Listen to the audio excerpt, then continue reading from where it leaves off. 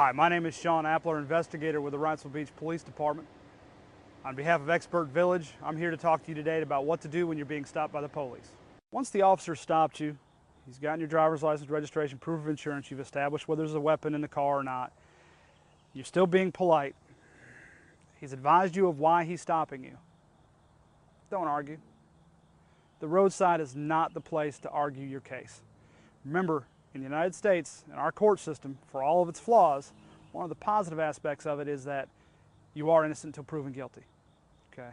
You will have your day in court if you wish to plead your case as far as why you were speeding or whatever the deal is. You'll have your opportunity to plead your case in court. If you think that you are able to outwit the officer, argue with the officer, explain why in satisfaction with to the officer why you shouldn't be getting cited or why you weren't doing what he just saw you do, you're not going to win that argument on the side of the road. I promise you that officer, one way or another, is going to win that argument on the side of the road. It's not a battle you need to pick on the side of the road.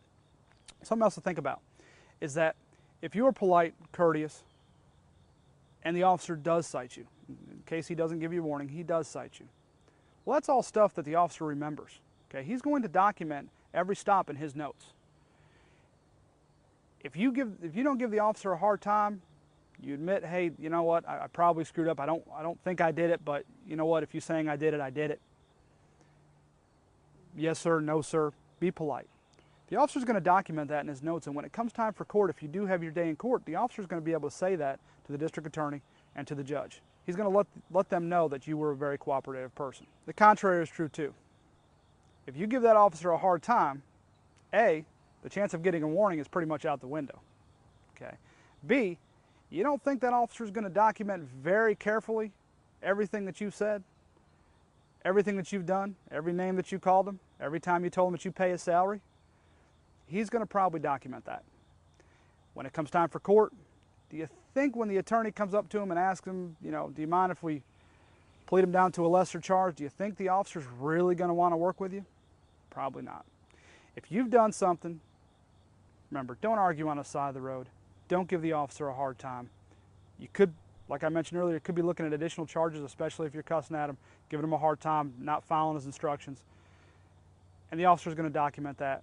When you get to court, being polite and positive will help you out. Being negative, giving the officer a hard time, will probably hurt you when you come to court. Another thing to keep in mind, most officers, most patrol cars are equipped with microphones and video cameras. If you give the officer a hard time, chances are very high that that is all caught on tape. So when you turn around and go to court, especially if it's really egregious, and that goes to court, and you say, I wasn't doing that or I didn't do that, and the officer pulls out the tape and says, look what he called me, look what he did, it's probably going to hurt you. So remember, be polite, don't argue. The side of the road is not the time to argue. Get yourself an attorney, go to court, and have your day in court. The burden is on the officer in order to prove that you did what he's saying you did.